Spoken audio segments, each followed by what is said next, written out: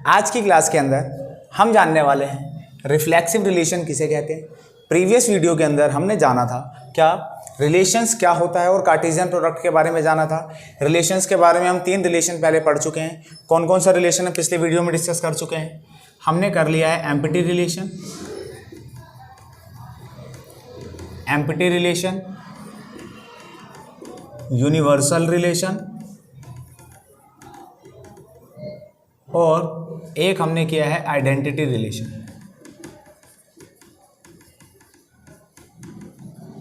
तो ये 3 रिलेशन को हम पिछली वीडियो के अंदर डिस्कस कर चुके हैं। किसी बच्चे ने नहीं देखा है तो प्रीवियस वीडियो जाके आप देख सकते हो प्लेलिस्ट के अंदर। अब अगर हम बात करें, देखो आज का जो हमारा टॉपिक है वो क्या है, सिर्फ रिफ्लेक्सिव रिलेशन। तो देखिए सबसे पहले बात करते हैं डेफिनेशन की। A relation R on set A is said to be reflexive if a belongs to R for all a belongs to ए।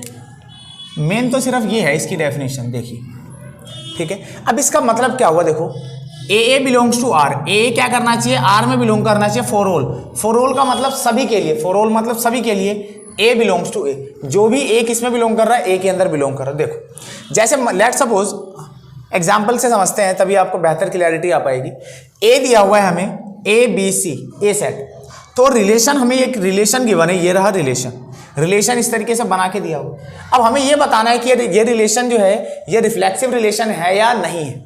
तो हमें क्या चेक करना है बेटा, ए है या नहीं है। मतलब देखो ए और ए है तो ये तो है। अब देखो बी है ना, तो बी भी होना चाहिए, बी और बी है। सी तो सी है। तो देखो तीनों चीजें मिल गई हमें, 1 2 3, इन तीनों का सेम टू सेम आ गया। अगर इसके अलावा ज्यादा है तो हमें कोई आपत्ति नहीं है, बस इतना तो होना चाहिए, तो हम कहेंगे ये रिफ्लेक्सिव रिलेशन है, ये रिफ्लेक्सिव रिलेशन है। अगले में देखो सेट बी दिया हुआ है 1 2 3। अब ये बताने रिफ्लेक्सिव रिलेशन है या नहीं है। रिफ्लेक्सिव ढूंढने के लिए बोला जाए तो हमें सिर्फ ये 3 एलिमेंट दिए हैं ना, तो इन तीनों का वो देखो बस 1 1 है, 2 2 भी चाहिए, 2 2 भी है, 3 है तो 3 3 भी चाहिए, 3 3 है। ये तीनों चीजें मिल गई तो टिक लगा दो कि हाँ भाई ये रिफ्लेक्सिव है। बस बाकी चीजें और कुछ देखना ही नहीं है, हमें सिर्फ ये देखना है जो भी सेट गिवन है उसके सभी एलिमेंट का बिल्कुल एज इट इज एलिमेंट्स होने चाहिए, ऑर्डर्ड पेयर में सेम टू सेम होना चाहिए। जो भी एलिमेंट है उसके लिए ए और ए होना चाहिए। 3 है तो 3 3 होना चाहिए, 4 है तो 4 4। अगर यहाँ पे लेट सपोज 4 होता, क्या अब ये रिफ्लेक्सिव रिलेशन होता क्या? अब देखो क्वेश्चन चेंज हो चुका है। अगर मैंने यहाँ पे 4 मेंशन कर दिया, क्या अब ये रिफ्लेक्सिव रिलेशन होता? तो हमारा जवाब होता नो। तो रीजन क्या है, रिफ्लेक्सिव क्यों नहीं है? क्योंकि 4 4 because 4 4 does not belongs to R, क्योंकि 4 4 बिलोंग नहीं कर रहा है। सभी जो भी सेट गिवन है उसके सारे के सारे एलिमेंट्स बिलोंग करने चाहिए। 4 4 तो बिलोंग कर ही नहीं रहा इसके अंदर। आई होप सभी बच्चों को ये चीज आ गया होगा रिफ्लेक्सिव रिलेशन किसे कहते हैं। अब एक बड़ा इंपॉर्टेंट क्वेश्चन है, नंबर ऑफ रिफ्लेक्सिव रिलेशन, जिसको हम एन से रिप्रेजेंट करेंगे। किससे? एन से।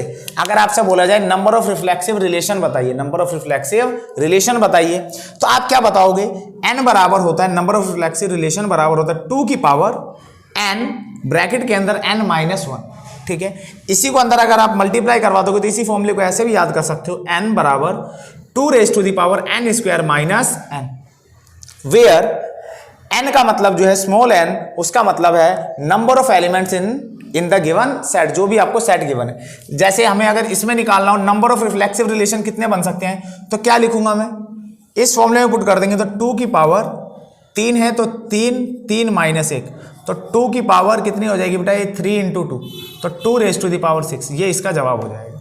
नंबर ऑफ रिफ्लेक्सिव रिलेशन इस तरीके से हम निकालते हैं।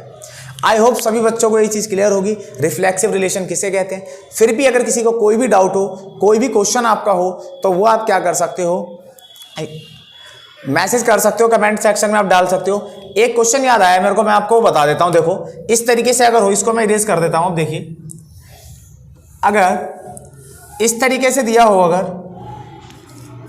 ए दिया हो L1 L2 L1 L2 क्या है, लाइन है। L1 L2 क्या है, लाइन है, ठीक है, और परपेंडिकुलर है। L1 L2 लाइन है और क्या है, परपेंडिकुलर टू ईच अदर। ये मान के चलो मैं रिलेशन ही मान लेता हूँ।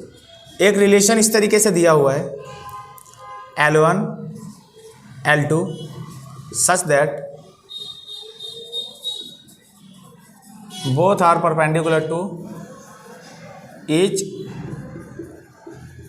अदर। ठीक है, L1 L2 परपेंडिकुलर है एक दूसरे के ऊपर। ठीक है, तो अगर हमारे पास कोई A है L1 L2, तो ये बताइए क्या ये रिलेशन का हिस्सा होगा? अगर आपको बोला जाए इस तरीके से देखिए एक रिलेशन, क्या ये रिलेशन का हिस्सा होगा? यही रिफ्लेक्सिव रिलेशन होगा अगर मैं आपसे पूछूं तो आप बताइए क्या दो लाइन जो है सेम लाइन अपने ऊपर ही परपेंडिकुलर हो सकती है क्या?